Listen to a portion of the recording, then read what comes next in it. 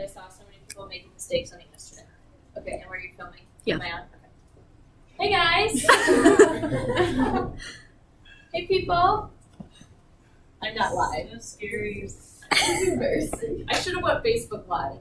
Do it. I don't know if people would watch, and then I'd feel bad. Okay, so we're gonna practice with a dihybrid cross. So I crossed out the genotypes, even though you can kind of see them, because I wanted you guys to have to figure out what they were. So the traits we're looking at are black hair and brown eyes. Okay, the father has black hair and he's heterozygous. If I didn't tell you he was heterozygous, you would have had no way of knowing, okay? So the genotype of the father, it tells us he has black hair and he's heterozygous. So he's big B, little b, and he has brown eyes and he's heterozygous. So he's big E, little e, okay?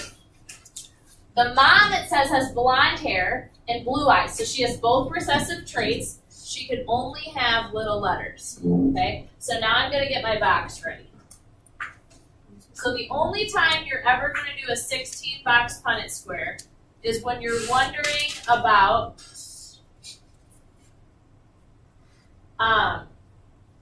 two traits at the same time. Okay? So I'm going to put the genes from the dad or mom on top and the other ones on the side. So I'm going to pick the dad's first. So it's really important that you do this part correctly because I believe that once it's set up, you guys will be able to do it. But it's hard to just set up, okay?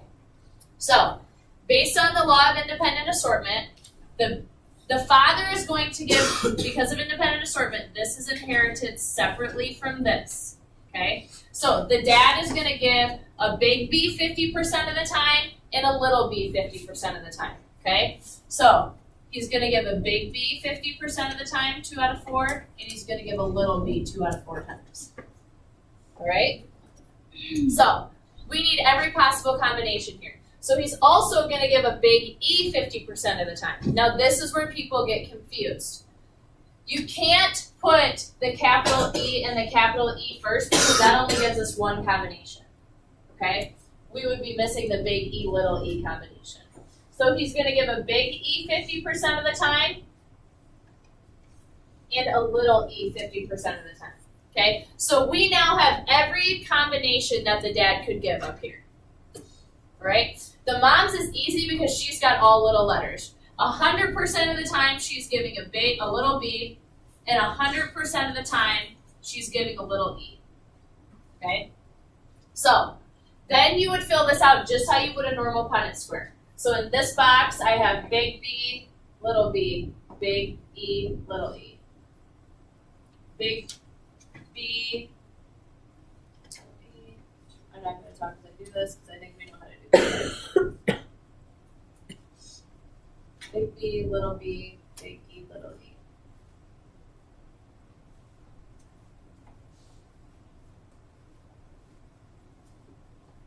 So this is probably the easiest part of a dihybrid cross because it's really the same as a monohybrid, just more boxes.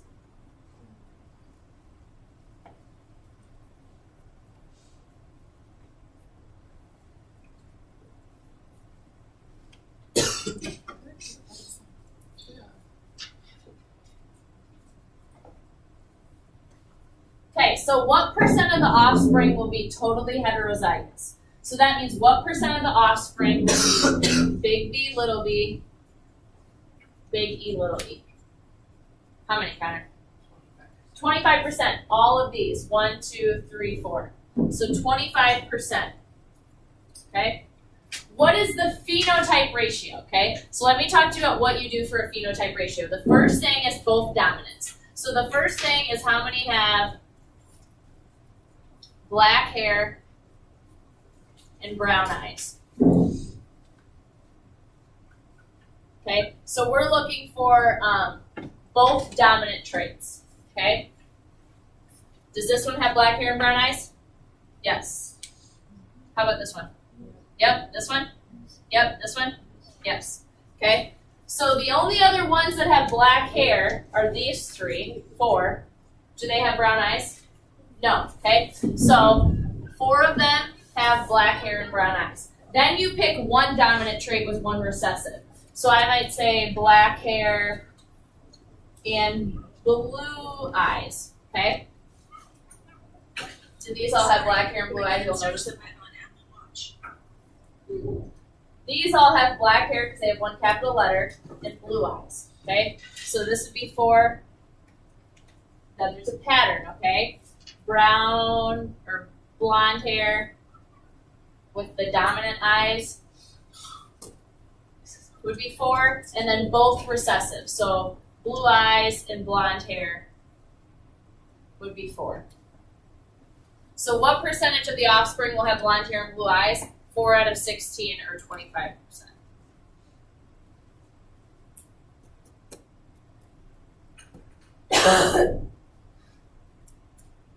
Do you want me to do another one? Yes. Do a harder one? Okay. Yeah. That was Nope, you would still do it. You would have to do 1 to 1 to 1 to 1. But these two can be in any order. Okay, I'm going to do, so anytime, here's a little trick. Anytime you cross a total heterozygous person with a homozygous recessive, that's going to be your answer every time. Wait, what? Like 2 heterozygous. Okay.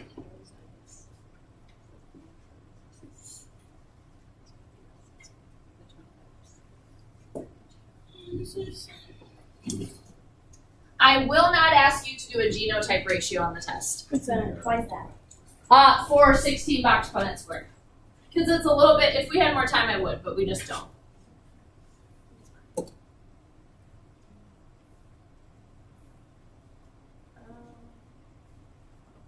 Yeah, can somebody go open the door for Becca?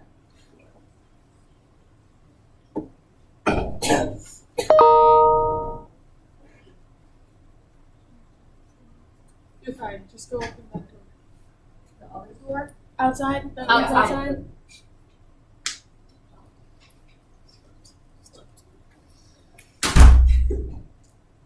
Okay.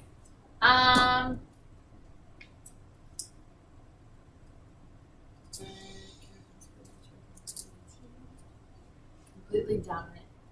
No, I need to change some of the words here. Okay. So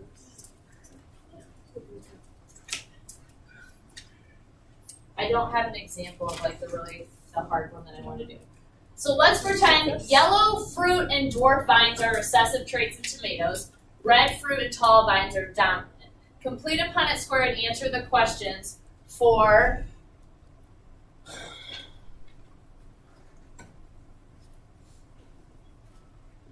two heterozygous plants.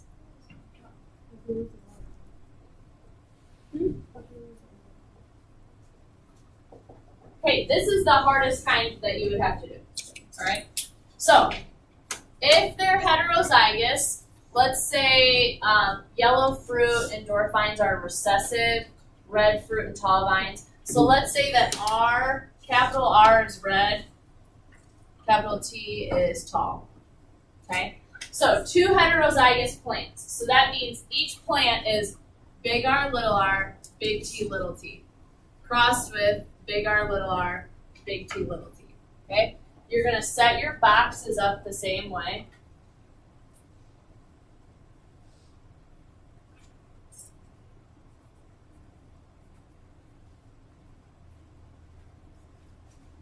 Okay, so 50% of the time, this plant is giving a big R, 50% it's giving a little r. So big R 50% of the time, little r 50% of the time. Okay? T's are the opposite. So we need a big R with a big T, a big R with a little t, and then the same over here. Okay? So this time, instead of all recessive, our other plant is the same way too. So we can really just use the same combinations that we had up here.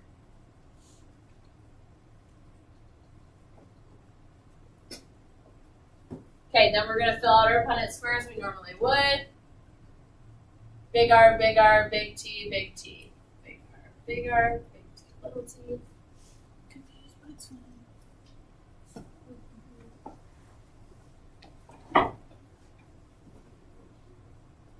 So really all you're doing is like taking these two with each other.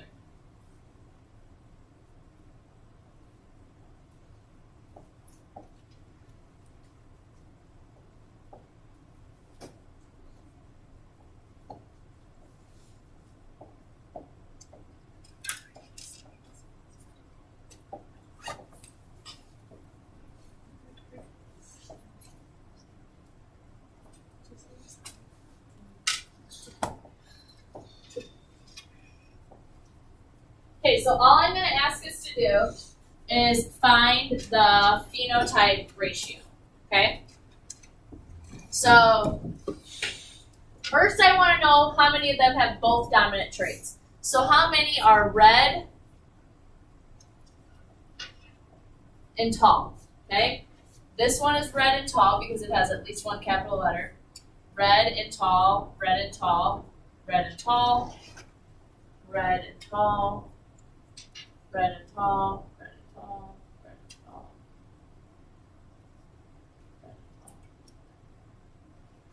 7, 8, 9. Okay, so we have 9. Now let's pick one dominant and a recessive trait. So let's do red and short. Okay, so that'd be little t.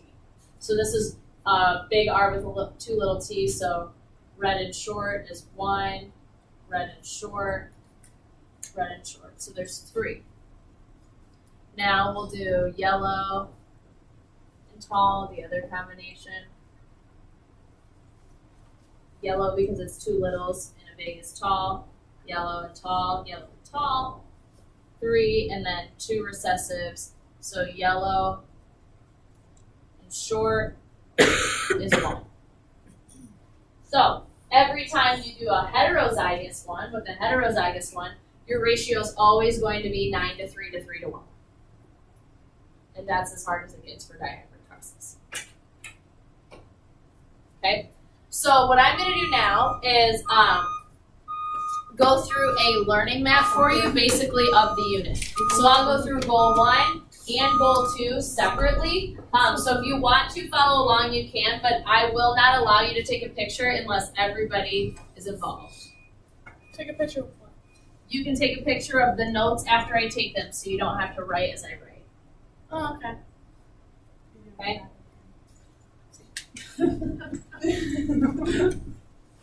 Sorry.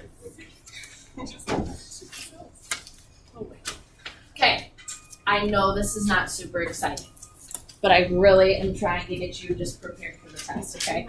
So, this entire unit, this is how I review for every test until you tell me different, okay? So, this entire unit was on meiosis and Mendel, okay?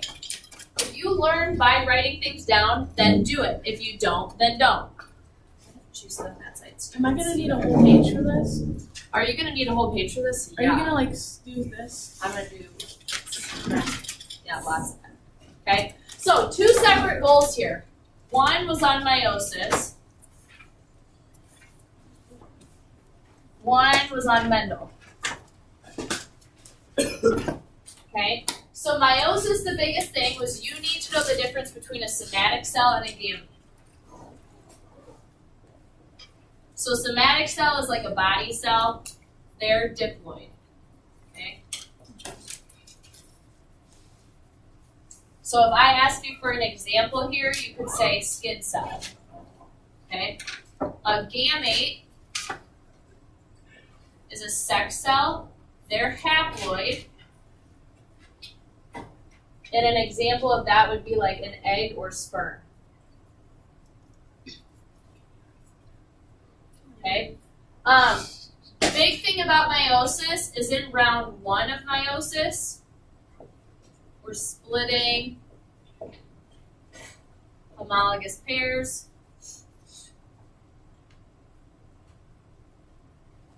Round 2, we're splitting sister chromatids.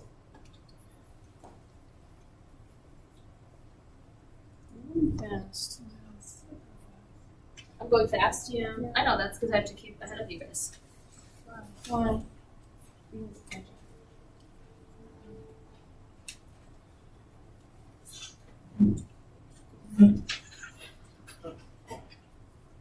Okay,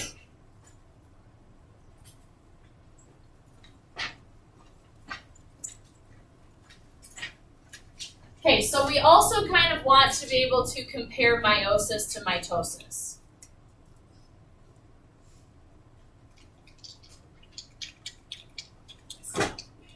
Smells good. Okay, so the goal of meiosis is to produce sex cells or body cells, okay? The goal of mitosis, I meant gametes, not body cells, okay? The goal of mitosis is to produce body cells.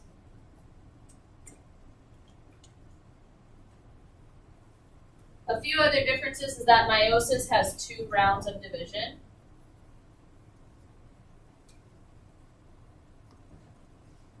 It creates haploid cells.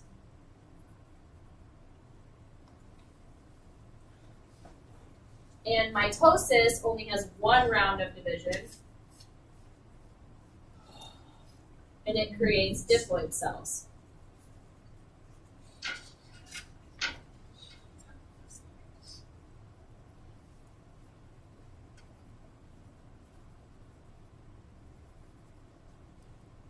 If you know just what's on the board right now, you already have an 86% on the first part of the test. Okay? If you can answer one of the challenge questions, that gets you even higher. So you know this stuff, that's already a level 3. All right? So if you have questions about this, ask them, because I want to make sure that I can get you all to be proficient, okay? The next thing we kind of talked about was Mendel. Okay, Mendel, Rayleigh, and Punnett squares.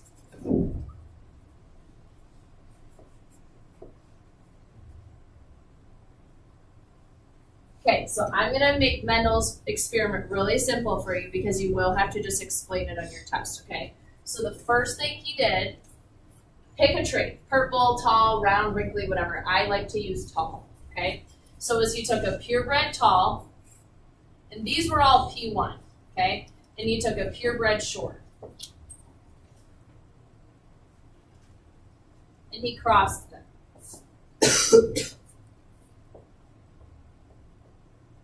Okay, each of these was known then as the F1 generation, and they were 100% tall. Okay, then what he had to do next was he crossed an F1 with another F1. So he took heterozygous tall and heterozygous tall. So we had 2 tall plants, and this is where it kind of got interesting for him. Because after crossing 2 tall plants, he got a short plant, okay? So 75% were still tall, 25% were short, okay? So one thing we can conclude from this is that some traits are dominant, some are recessive, okay? We also can conclude that you inherit traits independently from your mom and dad, so traits don't impact other traits that are on different chromosomes.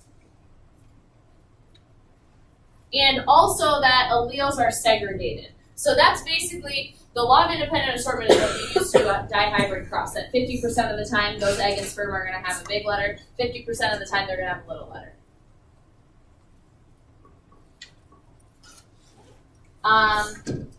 Okay, another thing we did was just some vocab that you'll have to apply throughout the test. So genotype versus phenotype. Okay, genotype would be like your genes or your letters. So they could be like big A, big B, little b. Your phenotype are your actual physical characteristics. So like blue eyes, blonde, okay? And then another piece of vocab that's important to know would be heterozygous versus homozygous. Okay, so homozygous is the same. So either big A, or little b, the same thing. Heterozygous is different. So either big A, big B, big C, little c. Okay, they're different. Okay, so this is like simplified version, everything you have to know on your test and how it's connected. Okay, so if you would like to take a picture of that, I would like you to go ahead and take a picture, please. Once I figure out how to upload this to YouTube, I will. Okay, I don't think I have an account, but.